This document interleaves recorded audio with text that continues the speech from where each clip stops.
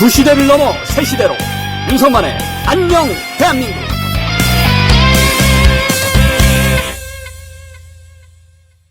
시청자 여러분 안녕하십니까. 6월 24일 윤석만의 안녕 대한민국 시작하겠습니다.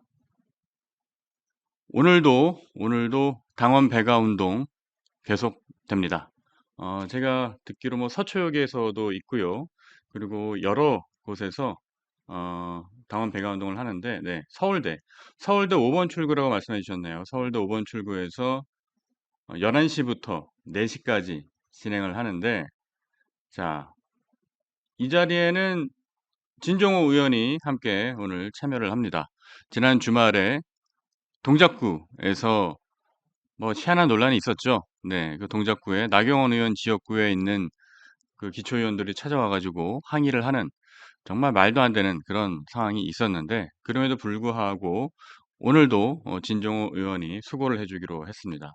서울대 5번 출구 앞에서, 서울대역 5번 출구 앞에서 진종호 의원이, 그리고 2030들도 오늘은 좀 많이 함께를 한다고 합니다. 아무래도 서울대 입구역 앞이니까 그곳에 이제 젊은 학생들이 좀 많이 있겠죠. 그래서 우리가 좀 젊은 당원들을 더욱 늘리는 작업이 분명히 필요합니다. 왜냐하면 여러분도 잘 아시겠지만 지난번 대선 결과도 그렇고, 그리고 그 이전 대선 결과도 마찬가지예요. 우리가 세대별로 유권자들을 꼭 갈라치기 할 필요는 없지만 그런 경향성은 좀 현명하게 파악할 필요가 있는 것 같습니다. 그 말씀은 뭐냐면, 지금의 40대와 50대는 민주당을 지지하는 그 두터운 층이 있어요. 그러다 보니까 40, 50대는 무슨 얘기를 해도 민주당을 지지하는 지지층들이 많다. 그렇습니다. 그리고 저도 이제 가끔 제 친구들, 동기들 이렇게 만나서 얘기를 들어보면, 제가 이제 40대지 않습니까? 제가 이제 40대 후반에 들어가는데, 근데 이 또래들은 정말 희한하게도 거의 한 80%, 제 이제 감상평입니다. 제 경험으로 놓고 보건데 한 80% 정도는 민주당 지지자입니다. 그래서 제 또래 모임이 속한 곳에 나갔을 때 저와 좀 비슷한 입장을 보이는 사람들은 찾기 어렵다. 당연히 극우 세력은 거의 없다고 봐야죠. 대부분이 이제 진보 쪽에 가 있고, 저처럼 보수나 합리적인 중도, 이런 포지션 자체가 40, 50대는 매우 낮습니다. 그러면 이건 이제 다분히 선거공학적인 이야기일 수밖에 없지만, 보수 정당이 선거에서 이기기 위해서는 방법은 하나입니다. 2030을 끌어안는 방법밖에 없어요. 그리고 2030 같은 경우는 4050과 조금 대치되는 지점들이 있습니다. 그러니까 우리 사회의 지금 주축은 50대죠. 우리 사회 주축은 모든 지표로 보건대 50대예요. 자산이나 소득이나 아니면 기업 같은 데 임원 비율이나, 또 정치인도 마찬가지. 정치인도, 국회의원들도 보면 50대가 제일 많아요. 그래서 50대가 어쨌든 우리 사회 전체를 놓고 봤을 때 주류이고 기득권인데, 근데 이제 막 사회에 진출하는, 시장에 새로 진출하는 우리 젊은 청년들 입장에서는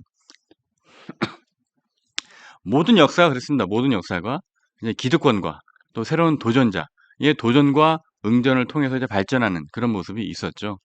그래서 지금 2030들은 민주당 지지를 가급적으로 하지 않습니다. 남성들은 특히 그렇고요.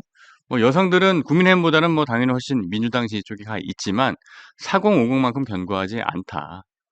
그리고 민주당이 어떤 제시하는 그런 정책과 가치에 대해서 2030, 특히 남성들 같은 경우는 좀 반발하는 심리도 있다. 그래서 제가 생각했을 때 우리 뉴스 엔진의 방향도 그런 2030들의 목소리를 좀 많이 좀 들을 수 있고, 2030들에게 필요한 어떤 정보나 얘기를 할 수 있는 그런 방향으로 가면 좋겠다고 생각을 합니다. 그래서 저 역시 우리가 중요한 거는 확장성이잖아요. 확장성을 갖는 게 중요하지 않습니까? 그러니까 이 말은 보통 우리가 집토끼 산토끼 비교하는데, 집토끼한테 잘 못하라는 뜻이 아니라 우리가 추구하는 가치, 그러니까 집토끼들이 생각하는 가치와 비전을 잘 알려서 산토끼들도 데려오자. 그게 바로 우리 동료 시민 여러분들이 지금 열심히 하고 계시는 당원 배가 운동입니다. 그리고 당원 배가 운동을 오늘 서울대 입구역 5번 출구 앞에서 진종호 의원과 함께 한다고 하니까 너무 좋습니다.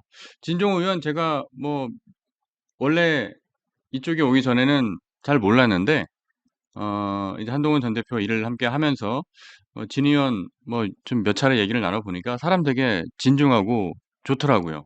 그래서 진 의원이 아무래도 젊은 이들에게도 많이 좀 알려진 또 사람이고 하니까 진 의원이 이렇게 적극적으로 당원 배가 운동에 나서주는 것은 매우 고마운 일이다라고 생각을 합니다. 네. 진 의원 오늘도 화이팅 해 주시기를 부탁드리겠습니다. 그리고 그 자리에 함께 하시는 우리 동료 시민 여러분들도 제가 정말 마음으로 응원 드릴게요.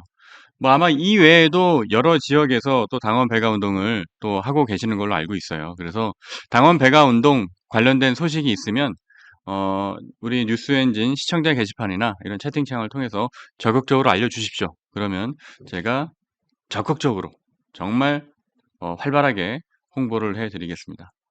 자, 마음은 있으나 이 자리에 못 가시는 분들도 여러 계실 텐데 그런 분들도 정말 응원 부탁드리겠습니다. 오늘 첫 번째 뉴스 시작하겠습니다. 다행이에요. 생각보다 이란과 이스라엘, 미국의 전쟁이 확전되지 않는 양상입니다. 그래서 뭐 어제 제가 뉴스를 전해드릴 때만 해도 호르무즈 해협을 봉쇄할 경우에 유가가 이제 $150까지 배럴당 치솟으면 어떻게 하나. 그러면 우리나라 이제 공공비축분도 한 200일 정도밖에 안 되는데 민간까지 합쳤을 때 그러면은 한국 경제에 타격이 매우 클 텐데 하고 걱정을 많이 했습니다. 실제로 어제는 우리 코스피 주가가 좀 빠졌죠. 어제는 코스피 주가가 빠졌는데 다행히 이란하고 이스라엘이 휴전을 하기로 했습니다. 미국의 개입이 좀 주요했다고 봐야죠. 그러면서 미국 주가 지수가 상승 마감을 했어요. 이거 참 이게 우리가 보통 알고 있는 것과는 달리 가요. 그죠? 그러니까 이 전쟁이 좀 오래 지속될 것 같다라고 하면 주가가 쭉쭉 떨어질 텐데 다행히도 전쟁이 일찍 끝나는 방향으로 흘러가고 있다. 그래서 세계 경제에 주는 타격이 우려만큼 크지 않았다. 결과 미국의 주가 지수가 상승 마감을 했다라는 겁니다. 자, 그 와중에 우리 그레이스님이 또 좋은 의견 주셨네요. 그레이스님. 숭실대에서 시의원이 모욕하는데 반박을 못했다? 아닙니다. 진 의원 그 부분에 대해서 분명히 똑소리 나게 그 반박도 하고 설명도 하고 했습니다. 네, 진 의원 똑부러지게 잘하는 사람이니까요. 너무 걱정하지 않으셔도 되고 오늘은 뭐 그런 일이 뭐 없기를 바라야죠. 네, 오늘은 없겠네요. 뭐 관악구는 뭐 민주당 의원 지역이니까 그런 일이 없겠네요. 근데 참 보면 아이러니합니다. 제가 지금 말씀드리고도 아이러니한 게 민주당 지역에서 가서 당원 배가 운동을 하는 거는 오히려 편하고 국민의힘 지역구에 가서 당원 배가 운동을 하는 게 오히려 논란이 되고 시끄럽다는 사실이 참 아이러니합니다. 그게 나경원 의원 지역구여서 그랬는지 왜 그랬는지 모르겠네요. 네, 나경원 의원한테 한번 정말 물어보고 싶습니다. 왜 그러는 건지. 자, 그래서 다시 이야기가 샜는데 다시 돌아오겠습니다. 트럼프가 이란과 이스라엘이 완전하게 휴전을 합의했다라고 발표를 했습니다. 사실 트럼프 입장에서는 아주 이건 꽃놀이패였죠. 네. 왜냐면 트럼프가 지금 벙커버스터를 그 B2 폭격기 그러니까 스텔스기에 탑재해서 벙커버스터를 터뜨렸습니다. 포르도라 그러죠. 포르도라는 지역인데 이란의 핵시설 3곳을 스텔스 폭격기가 공중구비를 해가면서 날아가가지고 벙커버스터를 떨어뜨렸는데 그리고 그 이틀 만에 이란은 미 공군기지에다가 탄도미사일을 발사했어요. 14발을 발사했는데 근데 14발 중에 13발이 요격됐습니다. 무슨 얘기입니까? 이란이 14발의 미사일을 쐈는데 그 13발을 미국이 공중에서 폭파시켜 버린 거예요. 그리고 나머지 한 발은 떨어지긴 했지만 그 피해가 미미하다. 그래서 지금 사상자도 한 명도 없었고, 그리고 그 전부터 계속 미국은 뭐라 그랬습니까? 미국은 이제 더 엄중 대응을 계속 얘기했었죠. 그랬는데 이번에 재밌는 것은 어, 이란이 미국의 미사일 공격을 할 때 사전에 통보해 준 겁니다. 사전에 알려준 거예요. 그러니까 우리가 전쟁을 하는데 이거 좀 황당한 거 아닙니까? 이건 짜고 치는 고스톱도 아니고 어쨌든 이렇게 짜고 쳤기 때문에 사상자가 크게 나지 않고, 그리고 이란과 이스라엘이 휴전할 수 있는 명분을 얻게 됐다라는 것은 저는 정말 잘된 일이라고 보고, 결국은 이란이 미국의 눈치를 본 거죠. 이란이 미국과 이스라엘의 눈치를 보고 말로는 강하게 보복을 한다고 해놓고 사실상 한 발 뺀 겁니다. 저는 이런 사례를 보면서도 진짜 힘이 중요하구나 라는 걸 많이 느껴요. 그러니까 외교 안보뿐만 아니라 무역, 통상, 이 세계 경제는 진짜 전쟁의 시대를 우리가 살고 있습니다. 그래서 우리의 기업들이 세계에 나가서 경쟁력을 갖기 위해서는 과거처럼 정부는 그냥 손 놓고만 있고 기업 너희들이 잘할 수 있게 그냥 우리가 지원만 해줄게, 이렇게 작은 정부의 태도를 가져서는 안 됩니다. 우리는 작은 정부가 아니라 좋은 정부가 돼야 합니다. 자, 작은 정부가 아니라 좋은 정부가 돼야 한다. 유능한 좋은 정부가 돼야 한다는 얘기입니다. 그러니까 기업들이 세계 경제에서 경쟁을 우위를 가지고 할 수 있도록 기업과 국가가 2인 3각으로 함께 뛰는 그런 모습이 필요하다. 그래서 저는 한동훈 전 대표가 우리 대선 기간에도 계속 얘기를 했었죠. 경제 컨트롤 타워를 세워서 워룸처럼 운영하겠다라는 거 있었고, 그리고 경제 안보 동맹을 만들겠다. 경제 안보 동맹. 그러니까 우리 자유진영의 국가들이 모여서 경제와 안보를 공동으로 대응할 수 있는 나토와 비슷한 그런 동맹을 만들겠다라고 했었는데, 진짜 저는 그런 게 필요해 보여요. 왜냐하면 요즘 그 국제 정세는 경제 따로 안보 따로가 아닙니다. 경제가 어려우면 안보가 어렵고요. 안보가 잘 되면 경제가 잘 돌아가는 그런 이 동조 효과가 크기 때문에 이번 미국 사례에서도 알 수 있듯이 힘을 가져야 한다. 지금 힘을 가져야 하는 이유는 지금 이란의 태세를 보십시오. 만약에 이스라엘과 미국의 힘이 없었다면 저런 자세를 보였겠습니까? 그렇지 않았겠죠. 그래서 우리 동료 시민 여러분들이 한동훈 전 대표에게 큰 힘이 돼주셔야 한다. 그래야만 우리는 국민의힘을 개혁하고 쇄신할 수 있다라는 겁니다. 여러분께서 제가 확실히 선명하게 이해하실 수 있도록 제가 3단 논법으로 하나 알려드릴게요. 3단 논법 뭐냐? 자, 우리는 국민의힘을 개혁하기 위해서는 합리적인 보수와 중도 세력이 필요하다. 그죠? 국민의힘을 개혁하고 또 국민의 정당으로 들어가기 위해서는 합리적이고 중도적인 개혁 세력이 필요하다. 이 부분 여러분 동의하시죠? 네, 이게 3단 논법입니다. 자, 두 번째. 한국 정치에서 가장 합리적이고 중도 확장성을 가진 정치인은 한동훈이다. 이 말도 동의하시죠? 동의하십니까? 네, 동의합니다. 그럼 결론은 뭡니까? 국민의힘을 개혁하고 쇄신하기 위해 꼭 필요한 사람은 한동훈이다. 그래서 3단 논법으로 우리 보수가 개혁을 하고 쇄신을 해 나가기 위해서는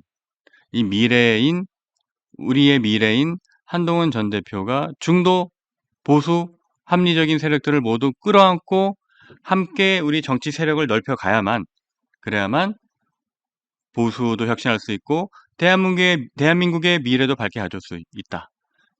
그렇게 우리가 힘을 가져야만 국민의힘을 개혁하고 이재명의 무도한 행태, 이재명 정권이 벌이고 있는 그런 일들을 제대로 견제할 수 있다라고 말씀을 드립니다. 사실상 중도, 보수, 합리적인 세력들이 추구할 수 있는 정치인은 한동훈 전 대표밖에 없어요. 네. 지금은 그렇습니다. 뭐 앞으로 한 5년, 10년 후에 뭐 누가 나타날지는 모르지만 나타난다 하더라도 한동훈 전 대표만한 중도 보수 합리적인 인물이 나오기는 힘들다라고 저는 자신 있게 얘기할 수 있습니다. 이거는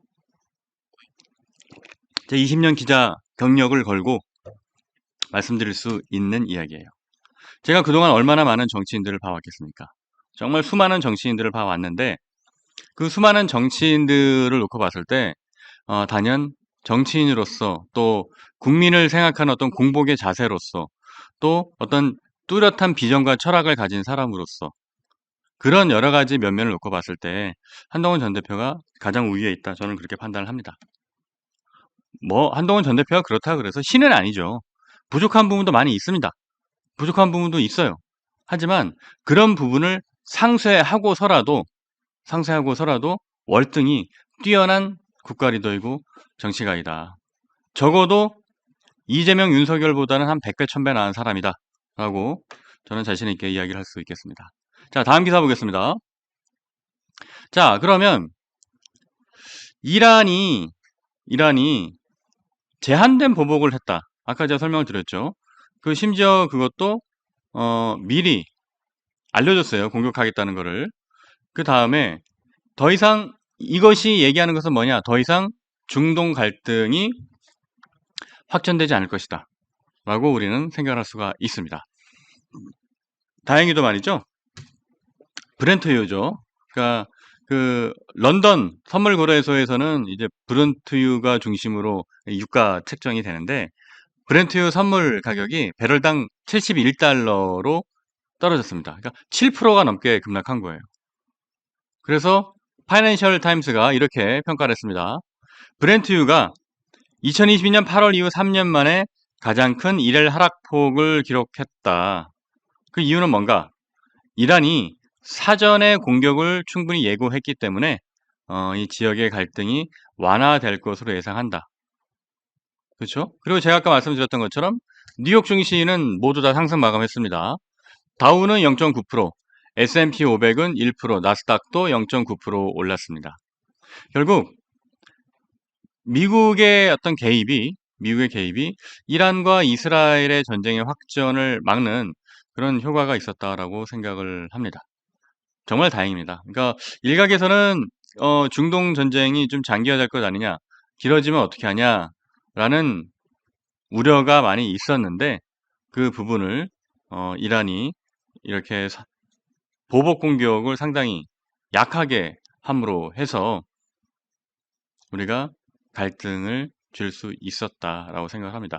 이렇게 되면 말이죠.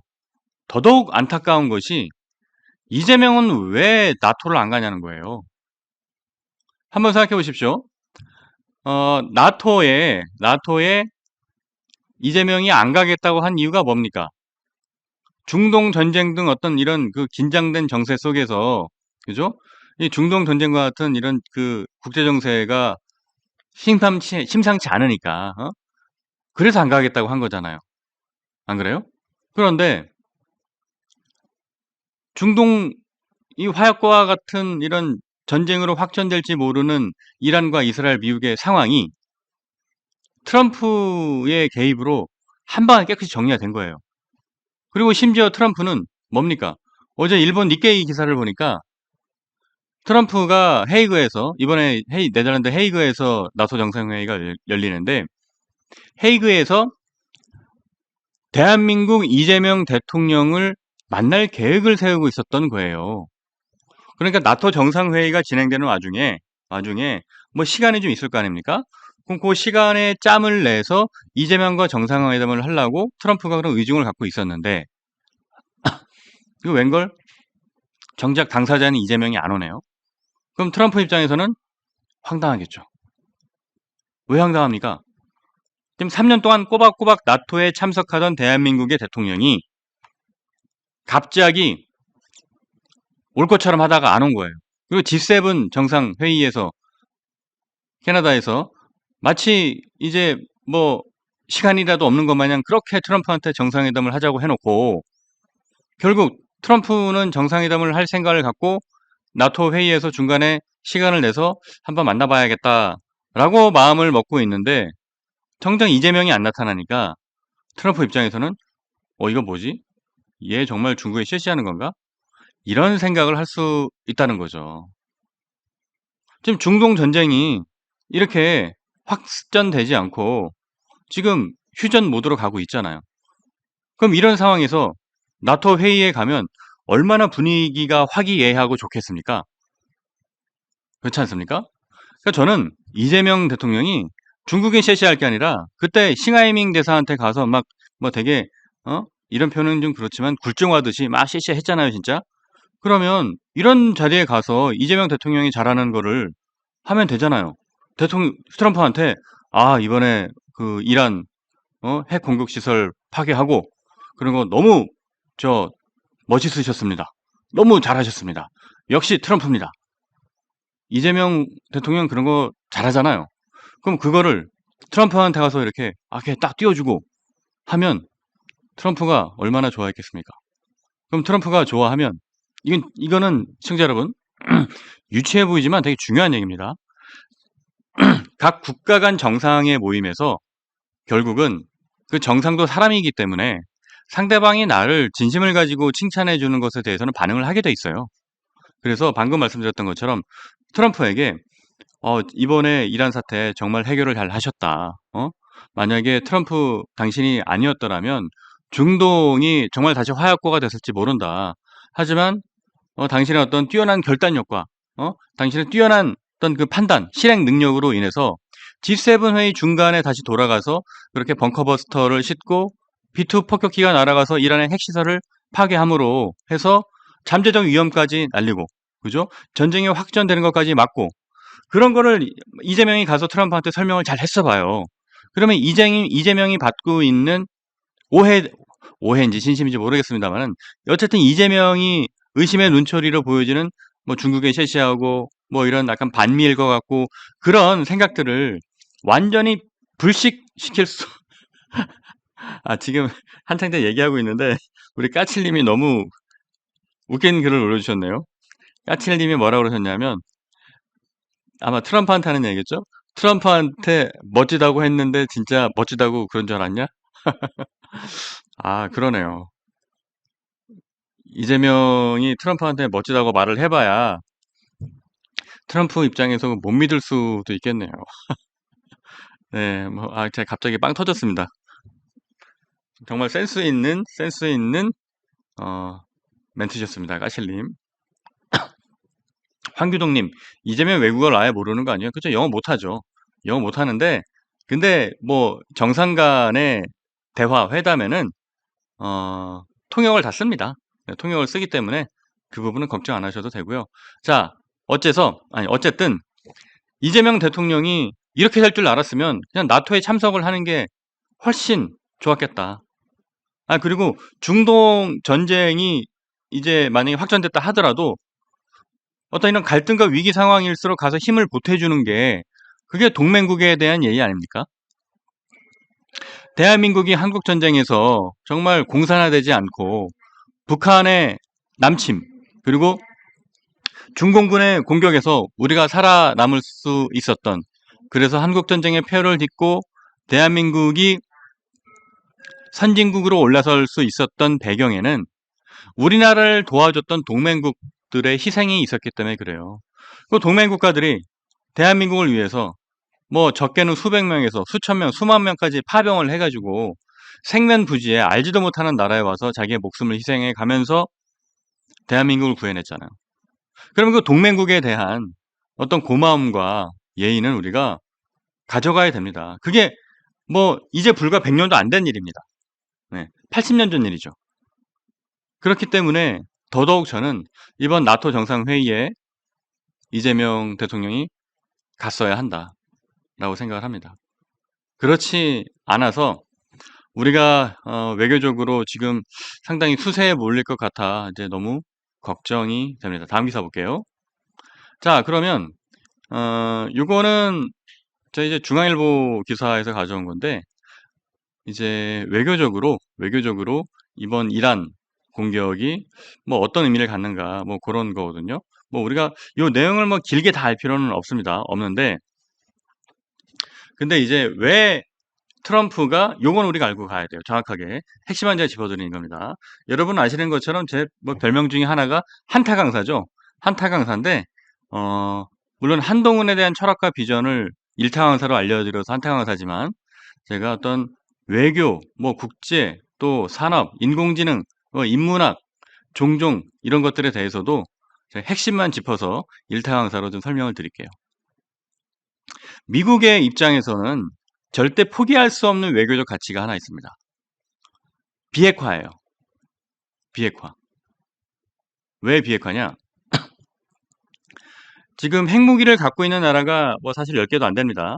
근데 기존에 이제 갖고 있는 나라들인데 근데 여기서 핵무기가 더 만들어지기 시작을 하면 첫 번째, 이 세계 평화가 어떻게 될지 알 수 없습니다. 왜냐하면 미국 입장에서는 이런 생각을 하는 거예요. 그러니까 미국은 예전에 이제 이런 위험한 국가들을 깡패 국가, 불량 국가 이런 표현을 썼었죠. 그러니까 깡패 국가, 불량 국가들이 핵무기를 갖고 있으면 마치 이거는 어린아이에게 사리분별을 못하는 어린아이에게 총을 쥐어준 것과 같다. 이런 생각을 합니다. 예를 들면 뭐 중국이나 미국이나 프랑스나 뭐 러시아나 이런 나라들은 핵무기를 갖고 있지만 이들 나라는 실제로 핵을 쓸 확률은 크지 않아요. 그러니까 미국 같은 나라가 핵무기를 갖고 있으면서 이거는 핵을 쏘기 위해서 핵무기를 개발하는 게 아니죠. 핵 억지력, 전쟁 억지력을 담보하기 위해서 핵을 갖고 있는 겁니다. 왜냐? 우리가 1945년 일본 히로시마에 떨어졌던 그때는 이제 원자폭탄이었죠. 리틀보이라는 원자폭탄이 떨어졌을 때 그 맨하탄 프로젝트였잖아요. 그걸 통해서 이 핵무기가 얼마나 큰 비극을 초래하고 위험한가라는 거를 전 세계인들이 깨달았어요. 그리고 이제 과거 소련에서 체르노빌 원전이 폭발했을 때 그때 핵무기를 잘못 사용했다가는 전 지구적인 재앙이 될 수 있겠구나. 이거를 파악한 겁니다. 그럼 1945년보다 지금 80년이 지난 지금 흐름은 이 핵폭탄의 기술이 얼마나 발전했겠습니까? 그러면 핵을 쏘기 시작하면 정말 끝나는 겁니다. 그래서 이런 강대국들은 핵무기를 갖고 있지만 실제로 핵을 쓰기 위해서 갖고 있는 게 아니다. 전쟁 억지력을 유지하기 위해서 갖고 있는 거다. 왜? 말씀드렸잖아요. 미국이나 중국 같은 나라가 핵무기를 쏴가지고 본인들한테 이득이 될 게 뭐가 있습니까? 그러니까 전 인류와 전 세계의 평화를 유지한다라는 어떤 도덕적, 윤리적 명분 외에 실리적 관점에서도 미국과 중국이 내가 저 나라 마음에 안 들어 해가지고 핵무기 터트려가지고 무슨 실리가 있겠어요. 아무런 실리가 없잖아요. 그죠?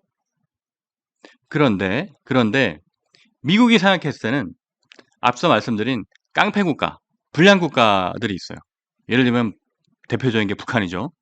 이런 깡패 국가, 불량 국가들이 핵무기를 갖고 만지작거리면 그때부터는 걷잡을 수가 없는 겁니다. 뭐냐? 깡패 국가, 불량 국가들은 일단 첫 번째, 지금은 독재 국가죠. 대부분이 독재 국가입니다. 깡패 국가, 불량 국가는 독재 국가인데 이 독재 국가라는 것이 어떤 권력과 권한이 상당히 특정 인물과 특정 정치 세력에 집중이 되어 있는 거잖아요. 근데 반대로 말하면 내전 상황으로 흘러가기 쉬운 것도 독재 국가예요. 아이러니하죠.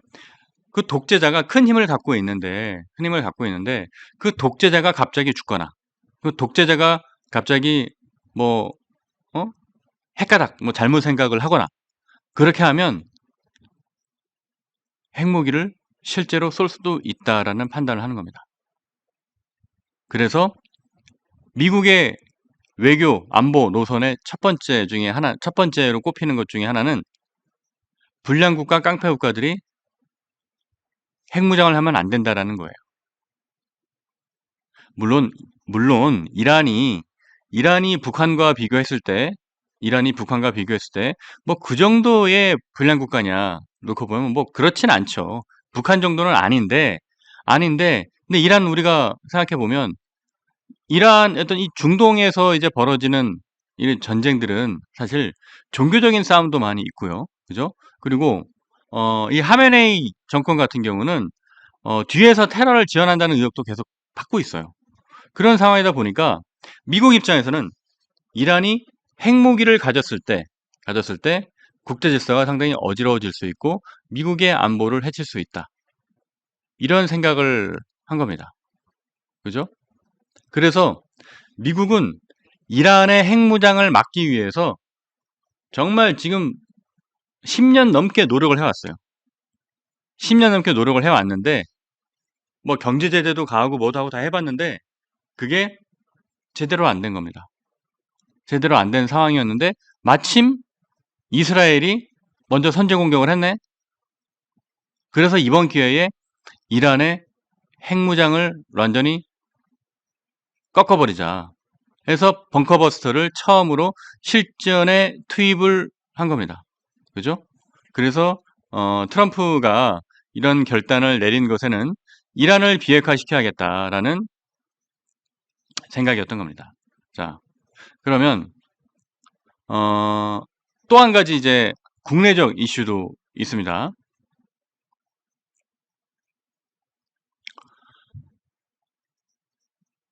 지금 현재 트럼프가 미국에서 정치적으로 좀 수세에 몰려 있어요.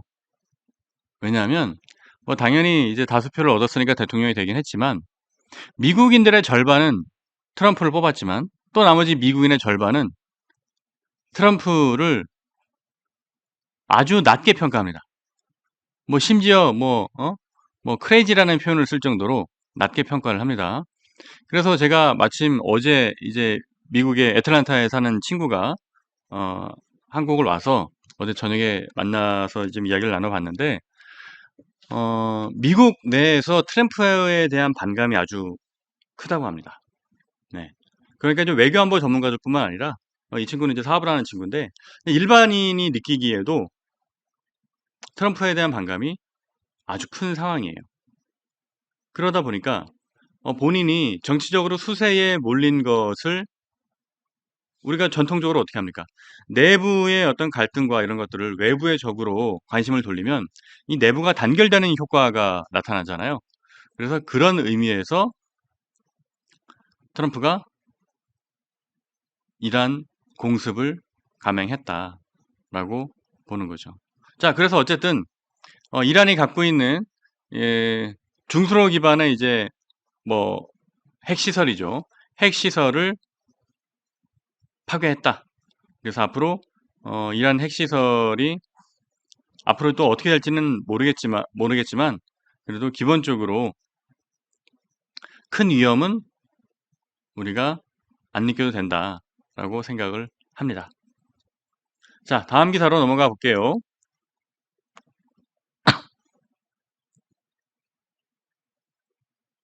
자, 이재명 정부가 어제 내각을 조각을 단행했습니다. 그래서 계속 지금 정권 출범한 지가 20일이 됐는데 아직도 깜깜무소식이었는데 드디어 11개 부처 장관 후보자가 나왔습니다. 뭐 특별하게 이렇게 눈에 띄는 인사들은 없는데 일단 네이버 한성숙 전 대표가 중소벤처부 장관 된 거 저는 한성숙 전 대표 잘 모르는데 이분이 그 사회적 기업 같은 거를 또 했어요. 해서 제가 알기로는 그냥 기업인이 아니라 예전에 90년대에 잠깐 무슨 월간 PC라인인가?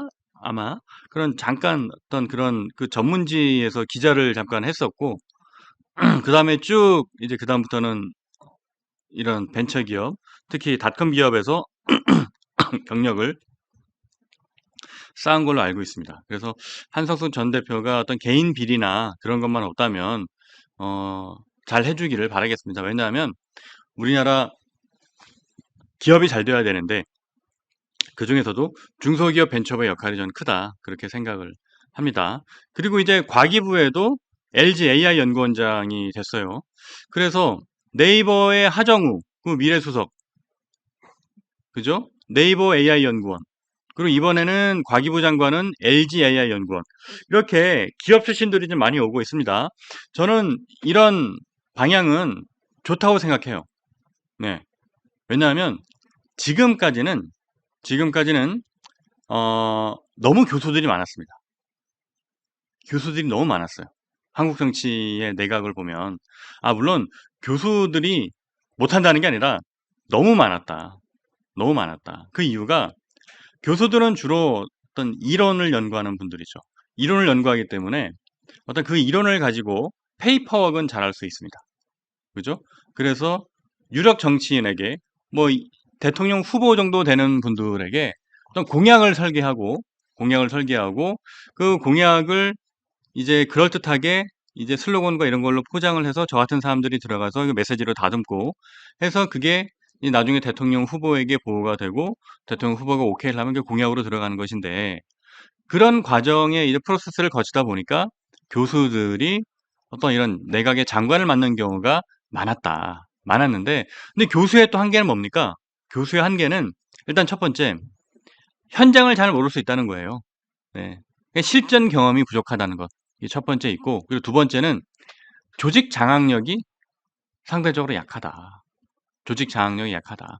뭐 예를 들어서 뭐 대학의 총장을 했다 하면 뭐 대학 총장의 경험으로 조직을 이끌어 본 그 역량이 생길 수 있지만, 그게 아니고 그냥 계속 연구만 해왔던 분이면 이 교수의 연구라는 것이 뭐 자기 밑에 있는 석박사들하고 아니면 동료 교수들하고 그렇게 하는 거잖아요.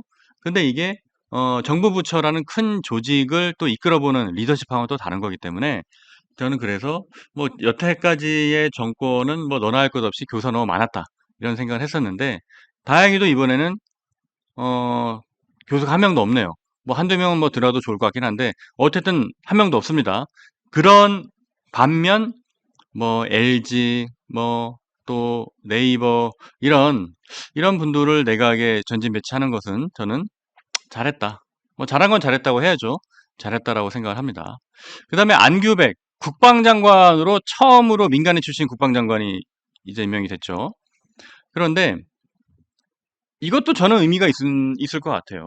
왜냐하면 아마 이재명 대통령 입장에서는 군 출신 국방부 장관을 앉히는 게 부담일 수 있어요. 왜? 비상계엄의 여파가 남아있으니까. 본인이 그 대통령 경호실에도 그 비상계엄에 연루된 사람들이 있을 수 있으니까 처음에는 그 경찰 병력 위주로 경호 쓰겠다 했었잖아요. 그런 것처럼 지금 군에 대한 불신이 아마 매우 클 거다라고 생각을 하고, 그리고 대한민국 군대가 물론 그 93년도에 김영삼 대통령의 하나의 척결로 깨끗해졌다고는 하지만 또 군이 폐쇄적인 조직이지 않습니까? 그렇기 때문에 어떤 민간인 출신의 장관이 들어가서 좀 새로운 어떤 개혁의 목소리를 내보는 것, 저는 그거 나쁘지 않다고 생각합니다. 다만 안규백 의원이 뭐 어느 정도의 전문성을 갖고 있느냐, 뭐 그 부분에 대해서는 제가 따로 평가를 하진 않을게요. 뭐 이분이 국방위원장도 했고 오랫동안 뭐 국방 상임위원회에도 출입을 했다고 하니까 뭐 그 부분에서는 좀 잘 해주기를 좀 기대를 해보겠습니다. 다만 저는 안규백 의원 잘 몰라요. 모르기 때문에 이분이 뭐 어떤 업적과 어떤 성품을 갖고 있는지는 모르겠습니다. 이왕 된 거니까 좀 잘 해보십시오. 자, 그런데 저는 김영훈 기관사라고 소개를 했거든요. 고용노동부 장관. 고용노동부 장관으로 김영훈 기관사라고 이력을 밝혔는데 알고 보니까 이 사람이 민노총 위원장 출신이에요. 그죠? 그러니까 저는 그냥 기관사라고 써놨길래 어떻게 그냥 기관사인 분이 왜냐면 우리가 기관사를 알 일이 별로 없잖아요. 이런 정권에서. 근데 어떻게 이런 기관사분을 갑자기 노동부 장관으로 했지 생각을 해보니까 알고 보니까 민노총 위원장이었던 거예요. 자, 그럼 민노총 위원장이 고용노동부 장관으로 왔다. 그럼 뭐 하겠다는 겁니까? 그렇죠.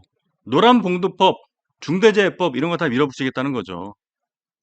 그리고 민노총 위원장이 고용노동부 장관으로 왔다. 그러면 일단 걱정되는 건 첫 번째. 또다시 이 대한민국은 민노총의 노조의 나라가 되는 건가? 라는 걱정을 하게 됩니다. 물론 노조가 노동자를 위해서 필요하지만 뭐 거대 기득권 노조들이 있어요. 큰 기업들의 거대 기득권 노조. 이런 거대 기득권 노조들은 뭐 지금은 그런지 모르겠는데 몇 년 전만 하더라도 아버지가 퇴직하면 그 퇴직한 자리를 아들이 들어갔어요. 이게 무슨 음서제도 아니고 그게 말이 됩니까? 그런 이 거대 노조가 갖고 있는 기득권들이 너무 크다 보니까 사실 우리나라 노동자, 임금 노동자 중에서 이런 노조에 속하지 않는 분이 절반이 넘어요. 그리고 민노총을 중심으로 한 이런 거대 노조는 전체 노동자의 몇 프로 되지도 않습니다.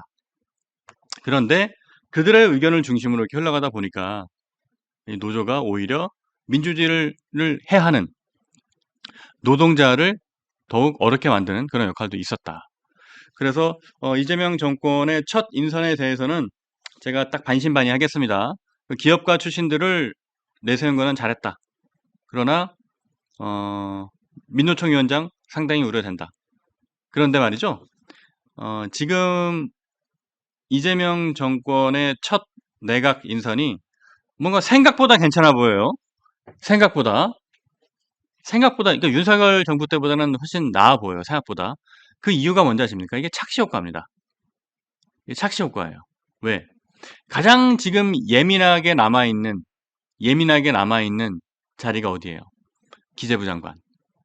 지금 이재명 정권의 정체성을 판가름할 때가 기재부입니다.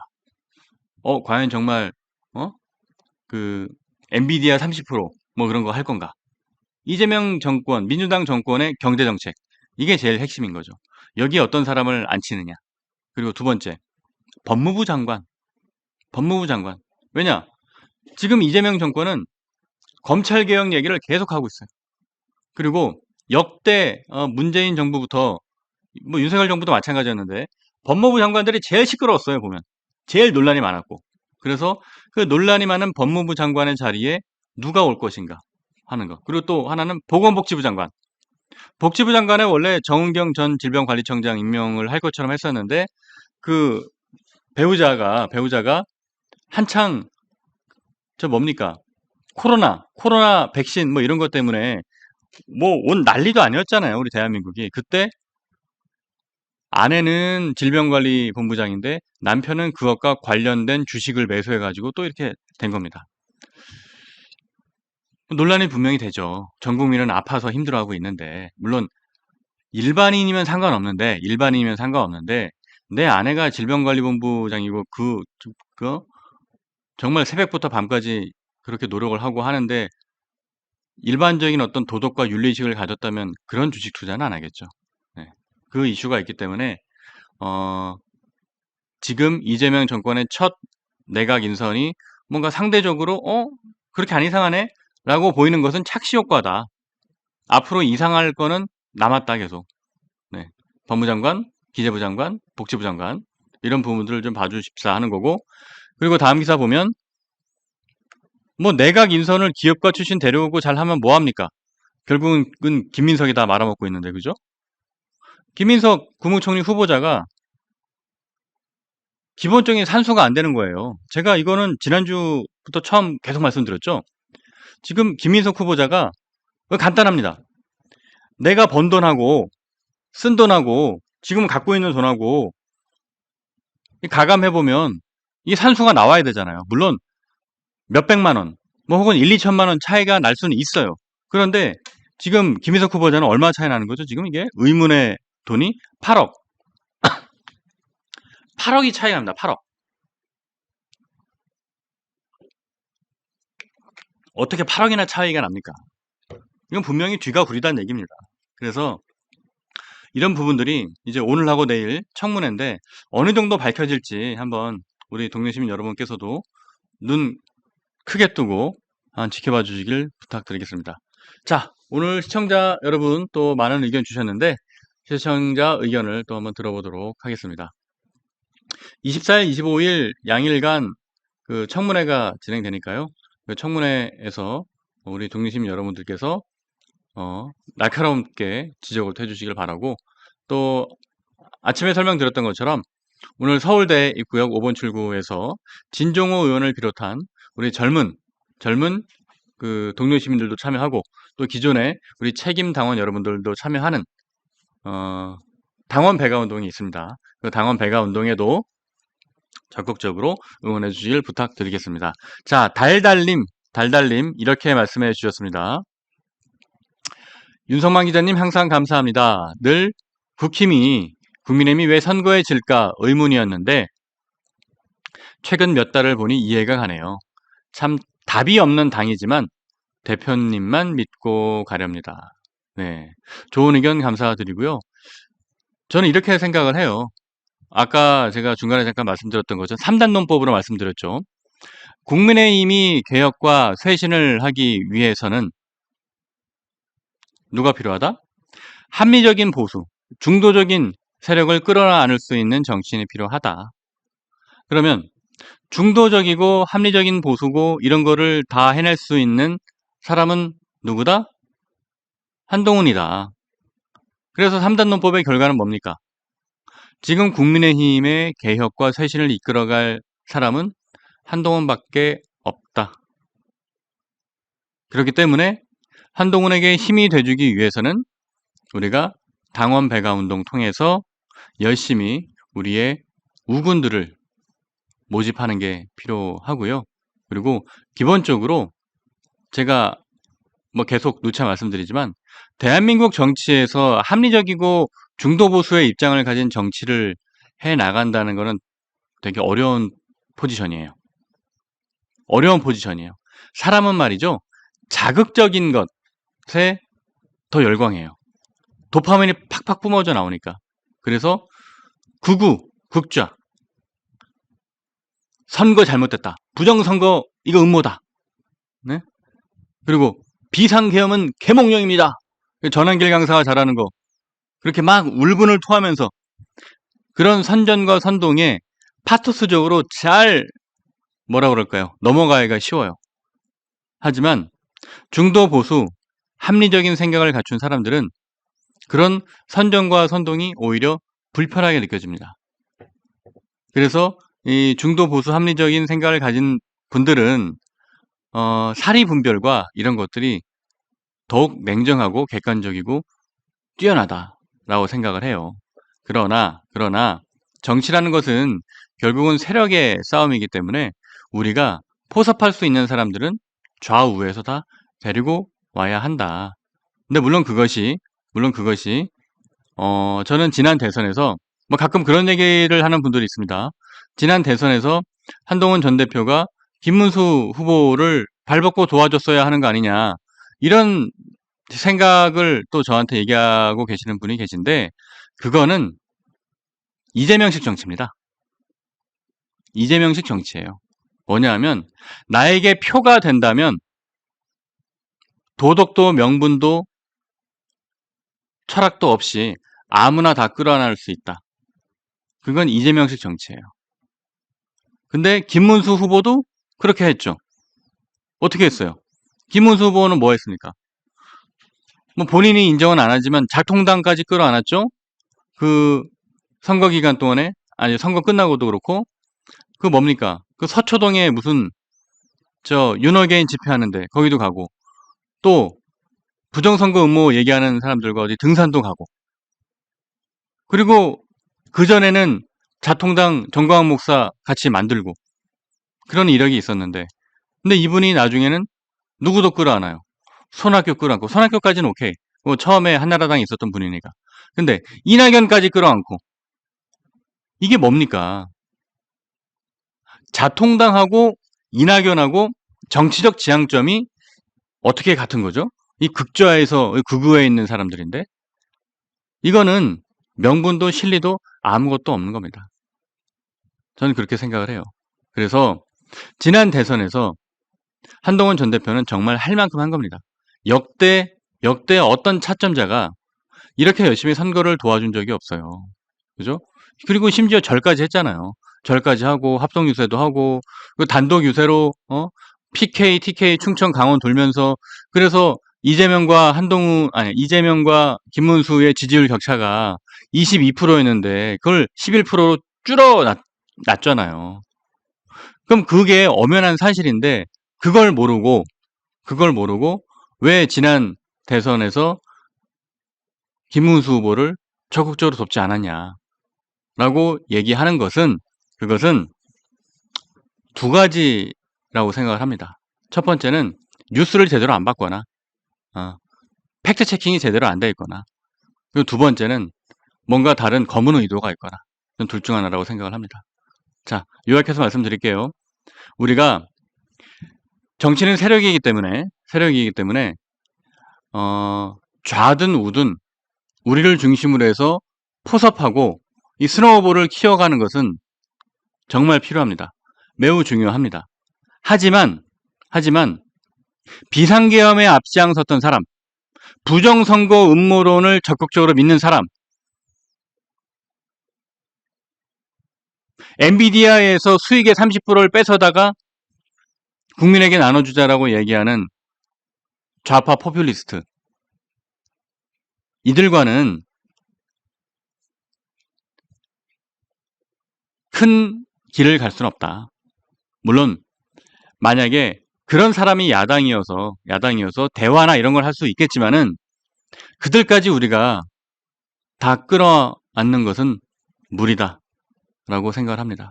예를 들어서 친윤 주류 기득권에도 우리가 끌어안아야 할 사람들이 있어요. 그죠? 우리가 끌어안아야 할 사람들이 있는데 근데 이런 거죠.